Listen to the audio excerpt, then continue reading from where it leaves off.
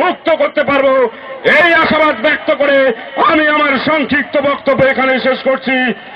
বেগম জিয়া অমরক, বেগম জিয়া জিন্দাবাদ, শহীদ জিয়া অমরক, আগামী দিনের রাষ্ট্রনায়ক জনাব তারেক রহমান জিন্দাবাদ, ইঞ্জিনিয়ার শহরুল ইসলাম চৌধুরী জিন্দাবাদ, জলঢাকার গণমানুষের নেতা জনাব সৈয়দ আলী জিন্দাবাদ।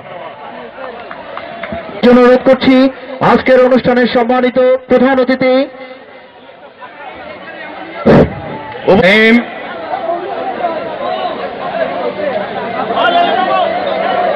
জলঢাকা বিএনপি আয়োজিত আজকের এই ইফতার ও দোয়া মাহফিলের সম্মানিত সভাপতি, সাবেক উপজেলা চেয়ারম্যান সৈয়দ আলী, মঞ্চে উপবিষ্ট সাবেক পৌরসভার সভাপতি এবং নীলফামারী জেলা বিএনপির আহ্বায়ক কমিটির অন্যতম সদস্য,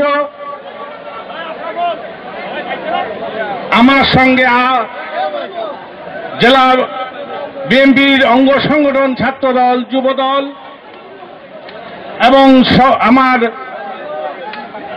সহ যোদ্ধারা যারা আমার সঙ্গে এসেছেন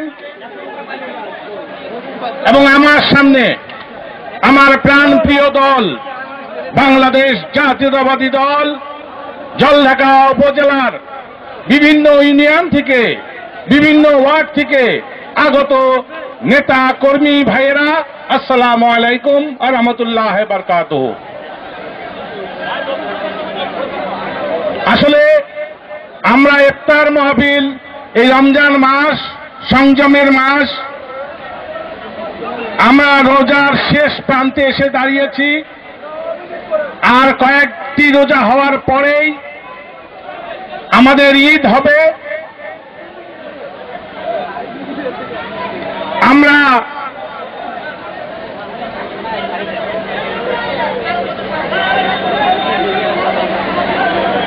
আসলে ইয়েটা দিতে মনে সমস্যা হচ্ছে। যাই হোক, আগামী দিনে আপনারা জানেন যে এই সরকারের যে দমন নীতি, যে অপকর্ম, সকল অপকর্মকে নস্যাৎ করতে গেলে আমাদের ঐক্যবদ্ধ ছাড়া আমাদের বিকল্প কোনো পথ নেই।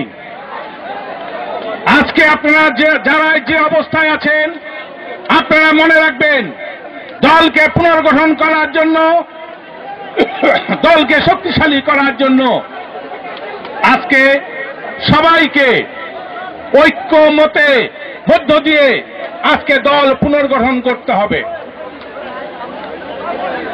আজকে আমরা যারা এই জেলা বিএনপির দায়িত্ব পেয়েছি, আমরা কোন ব্যক্তি, কোন গোষ্ঠীকে হাতকে শক্তিশালী করার জন্য আমরা এই দায়িত্ব অর্পণ করি নাই। আমরা দলকে সুসংগঠিত করার জন্য এবং দলকে শক্তিশালী করার জন্য যে অবস্থা, যে ব্যবস্থা নেওয়া দরকার, আমরা সেই ব্যবস্থাই নিব ইনশাআল্লাহ।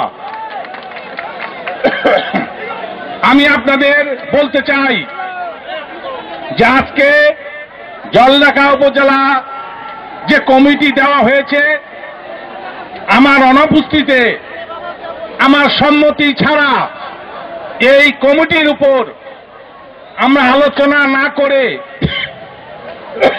একটি কমিটি জেলা আহ্বায়ক কোনো সময়, কোনো অবস্থাতেই কমিটি দিতে পারে না এবং এই কমিটি গ্রহণযোগ্য নয়। আমরা ঈদে, রমজানের পরে ঈদের পরে আমরা দলের ভারপ্রাপ্ত চেয়ারম্যান জনাব তারেক রহমানের কাছে আমরা যারা জেলা বিএনপি আহ্বায়ক কমিটিতে যারা রয়েছি তাদের একটি সাক্ষাৎ আছে। আমরা সেই সাক্ষাৎ করে আমরা এই জলঢাকার এই কমিটির অবস্থানের কথা আমরা উল্লেখ করব। আমরা আশা করি আগামীতে আপনাদের এই দীর্ঘ আন্দোলন সংগ্রাম করে যারা ঘর ছাড়া, দেশ ছাড়া, যারা জেলে খেটেছেন, তাদের সেই নেতার সঙ্গে আমার পরিচয়।